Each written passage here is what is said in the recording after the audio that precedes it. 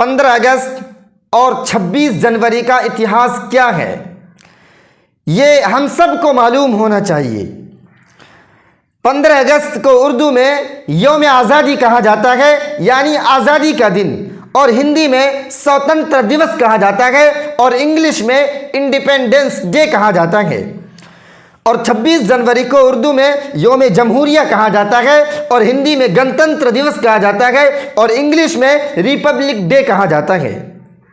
یاد رہے، شریعت کی جانکاری، قرآن کی جانکاری، اسلام کی جانکاری، سیرت کی جانکاری، سنت کی جانکاری، دین کی جانکاری ہمارے لیے سب سے پہلے ہے، لیکن ہم جس وطن میں رہتے ہیں، جس ملک میں رہتے ہیں، جس دیش میں رہتے ہیں، اس دیش کے 26 جنوری کیوں منائے جاتے ہیں، اس دیش کے 15 اگست کیوں مناتے ہیں، ہاں ہماری کیا کیا قربانی رہی ہے، ہم نے کیا کیا کام کیے ہیں، یہ ہمیں جاننا ہوگا، یہ ہمیں بولنا ہوگا۔ اگر ہم نہیں بولیں گے تو لوگ یہ سمجھے گا، کچھ لوگ یہ سمجھتے ہیں کہ انہوں نے تو کچھ بھی نہیں کیا ہے، سارے کام ہم نے کیا ہے۔ آپ بتائیں نا، آپ بتاؤ مہاتما گاندھی کو مہاتما کس نے بنایا؟ تاریخ اٹھاؤ، آپ کو پتہ چلے گا مہاتما گاندھی کو مہاتما کس نے بنایا، پنڈت جواہر لال نہرو کو پنڈت کس نے بنایا۔ یہ ہمارے ہی خون اور ہماری ہی محنت اور قربانی کا نتیجہ ہے کہ یہ دیش آزاد ہوا، اور آج ہمارے ہی نام کو چھانٹ کر الگ کر دیا گیا، چھانٹ کر نکال دیا گیا۔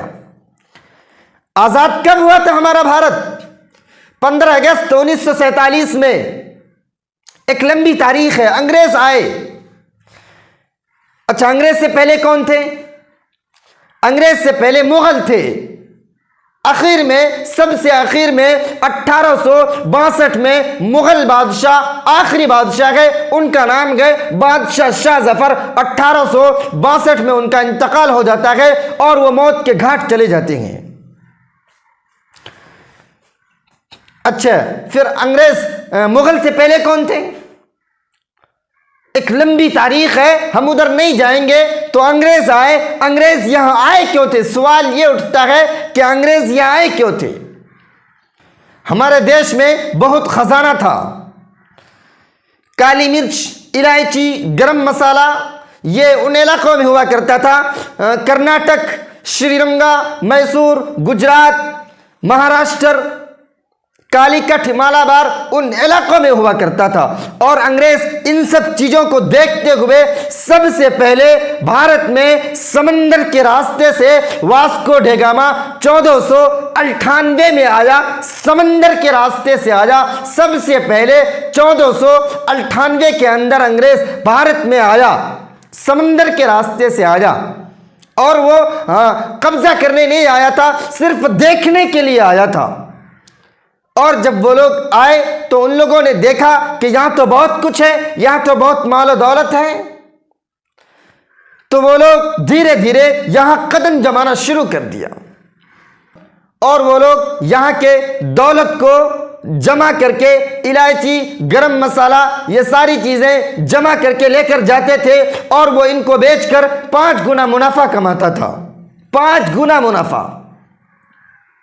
اتنا ہی نہیں، بلکہ ہمارے دیش کے جو کوہ نور تھا، جو ہر ایک شخص اس سے واقف ہے کہ کوہ نور کیا چیز ہے۔ ہمارے دیش کا جو کوہ نور تھا، اس کوہ نور، وہ کوہ نور جس کو بیچ کر پورے ہندوستان ہی نہیں بلکہ پوری دنیا کو 7 دن تک کھلایا جا سکتا تھا، وہ کوہ نور، اس کوہ نور کو بھی وہ انگریز نالائق لوٹ کر لے کر چلے گئے۔ بہرکیف جنگ ہوئی، لڑائی ہوئی۔ اچھا، جنگ کی شروعات سب سے پہلے کس نے کی؟ میں کئی مرتبہ بول چکا ہوں اور آج بھی بولتا ہوں کہ جنگ کی شروعات سب سے پہلے نواب سراج الدولہ کا نانا کا نام علی وردی خان، جو آپ کے اسی بنگال کے مرشد آباد کے رہنے والے تھے، انہوں نے انگریز کے سب سے پہلا ہیڈ آفس کلکتہ، جس کو آج کولکاتہ کہا جاتا ہے، اسی ہیڈ آفس کو توڑ کر ہٹا دیا اور کہا، اے انگریز، تجھے میں بھارت میں، ہندوستان میں نہیں رہنے دوں گا، تجھے یہاں سے جانا ہوگا۔ علی وردی خان کا انتقال ہو گیا۔ اس کے بعد سب سے پہلے جنگ کی شروعات سراج الدولہ نے کی۔ 1755 میں جنگ کی شروعات نواب سراج الدولہ کا نانا علی وردی خان نے کیا اور 1757 میں خود نواب سراج الدولہ نے جنگ کی شروعات کی، اور 1799 میں لڑائی لڑی کون؟ ٹیپو سلطان نے 1799 میں لڑائی لڑی ٹیپو سلطان۔ ان کے شہید ہو جانے کے بعد، ان کے انتقال ہو جانے کے بعد، ان کو شہید کر دینے کے بعد دیش پر مکمل طور پر قبضہ ہو جاتا ہے۔ اس کے بعد علماء میدان میں آ گئے، رائے بریلی کے علماء میدان میں آ گئے، دارالعلوم دیوبند کے علماء میدان میں آ گئے، دارالعلوم ندوۃ العلماء کے علماء میدان میں آ گئے، اور وہاں جنگ ہوئی۔ 1857 کی جنگ لڑی گئی شاملی کے میدان میں، اور 1857 کے بعد مکمل طور پر 1857 سے لے کر 1947 تک مکمل طور پر ٹیپو سلطان کے شہید ہوتے ہی مکمل طور پر ہندوستان میں انگریزوں کا قبضہ ہو جاتا ہے، اور اس کے بعد برٹش رول قانون، برٹش حکومت تھی۔ 1857 سے لے کر 1947 تک مکمل طور پر انگریز نے قبضہ کر لیا ہندوستان میں ٹیپو سلطان کے شہید ہوتے ہی۔ برٹش قانون، برٹش رول تھی، برٹش حکومت تھی۔ اب یہاں لڑائی ہوئی بہت، میں بولنا نہیں چاہتا ہوں، لیکن اس دور کے سب سے بڑے مولانا، اس وقت کے، اس دور کے ایک بہت بڑے مولانا ہے حضرت مولانا حسین احمد مدنی۔ انہوں نے 1934 میں یہ اعلان کیا گیا، 1934 میں یہ اعلان کیا گیا کہ بھارت کے ناگرک، بھارت کے نوجوان یہاں نہیں بلکہ برطانیہ، بریٹین کے دوسری ورلڈ وار چائنا سے تھا، وہاں لڑائی ہو رہی تھی، وہاں جنگ ہو رہی تھی، فوج کہاں سے لائیں؟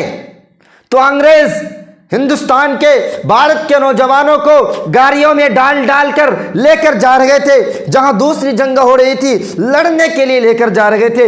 تو مولانا حسین احمد مدنی نے یہ اعلان کیا کہ اے بھارت کے نوجوانوں، اے بھارت کے لوگوں، تمہارے لیے انگریز کے فوج میں بھرتی ہونا، تمہارے لیے انگریز کے آرمی میں بھرتی ہونا حرام ہے، ناجائز ہے۔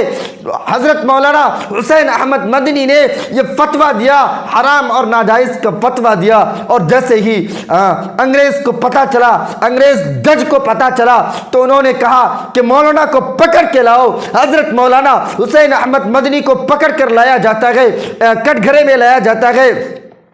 حضرت مولانا حسین احمد مدنی سے کہا جاتا ہے، انگریز کہتا ہے، انگریز جج پوچھتا ہے کہ انگریز بتاؤ، کیا تو نے، اے مولانا حسین احمد مدنی، کیا تو نے ناجائز کا فتویٰ دیا ہے؟ میرے دوستو سنو، مولانا حسین احمد مدنی نے کہا دیا ہے، تم ہوتے کون ہو بولنے والا؟ میں اب بھی دیتا ہوں اجازت، تیرے سامنے دیتا ہوں۔ یہ ہوتا ہے عاشق رسول، جو کبھی بھی کسی سے ڈرتا نہیں۔ جیسے بی بی سمیہ نے ابو جہل کے سامنے کہا تھا کہ اے ابو جہل، تو طاقتور ہوگا، اپنے پاس کا ہوگا، تیرے پاس طاقت ہوگی، تیرے لیے ہوگی، لیکن میرے پاس جو طاقت ہے میرے اللہ کی دی ہوئی ہے، میرے اللہ کی دی ہوئی ہے، اور اللہ تبارک و تعالیٰ مجھے 100 جان دے اور میں ایک ایک جان کو کملی والے کے آن بان شان پر قربان کرنے کے لیے تیار ہوں، لیکن میں تجھے خدا ماننے کے لیے نبی کی نبوت کا، نبی کے امتی ہونے کا کبھی بھی منکر نہیں ہو سکتی۔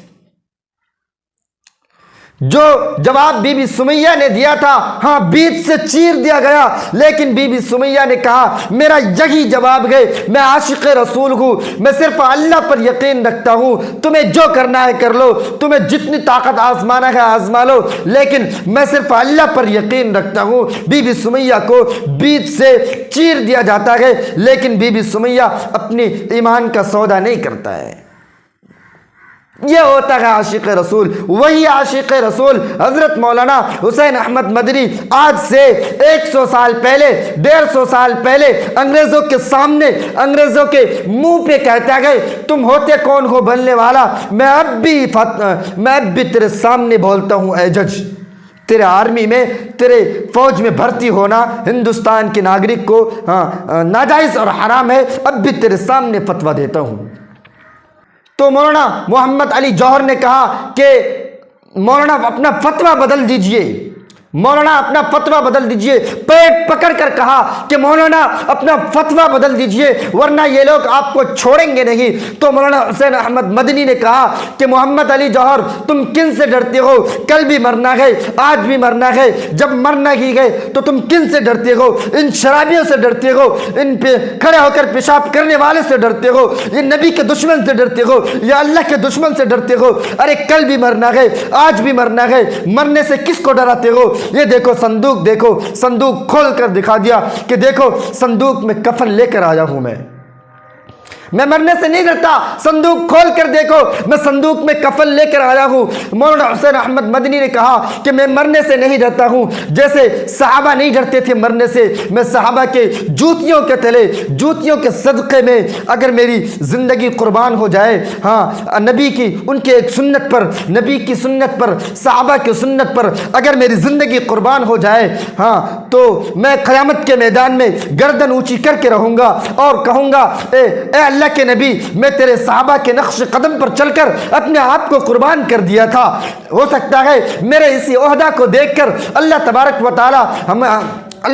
و تعالی میرے گناہوں کو معاف کر دے اور مجھے جنت میں بھیج دے۔ ہاں میں مرنے سے نہیں ڈرتا، میرا آج بھی وہی فتویٰ ہے جو میں نے کل دیا تھا۔ پھر ابو جہل پھر محمد علی جوہر نے کہا کہ اپنا فتویٰ بدل دیجئے۔ تو مولانا حسین احمد مدنی نے کہا کہ اگر میں آج فتویٰ بدل دیا تو بھارت کے مسلمانوں کا ایمان بدل جائے گا، اس لیے ایمان زیادہ قیمتی ہے اور میں ایمان کا سودا نہیں کر سکتا۔ میرے دوستو، وہ مولانا حسین احمد مدنی جس کے تاریخ کو آج فراموش کر دیا گیا۔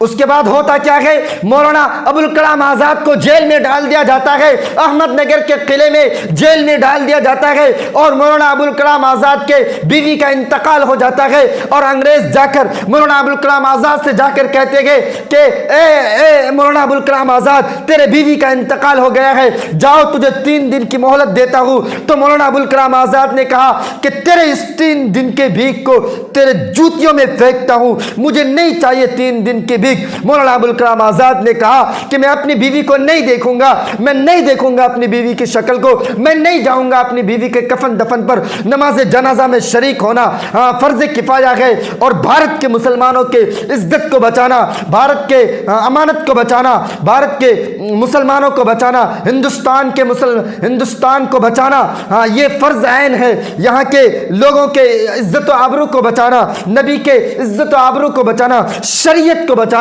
قرآن کو بچانا، اسلام کو بچانا، یہ فرض عین ہے، اور فرض عین زیادہ ضروری ہے، فرض کفایہ بعد میں ہے۔ اس لیے مولانا ابوالکلام آزاد نے اس کے دیے ہوئے بھیک کو ٹھکرا دیا، لیکن اپنے دیش بھکتی کو مولانا ابوالکلام آزاد نے اپنے شریعت کو پسند کیا، اپنے دیش کے دیش بھکتی کو پسند کیا، لیکن اس کے دیے ہوئے انگریز کے دیے ہوئے بھیک کو ٹھکرا دیا۔ تب جا کر میرے دوستو یہ دیش آزاد ہوا ہے، تب جا کر یہ دیش آزاد ہوا ہے، بڑی قربانی کے بعد یہ دیش آزاد ہوا ہے۔ یہ میں نے آپ کو ایک چھوٹی سی جھلک بتایا ہے، لمبی تاریخ ہے۔ اگر آج کوئی کہتا ہے تم نے کیا ہے، ان کو منہ پہ جواب دیجئے۔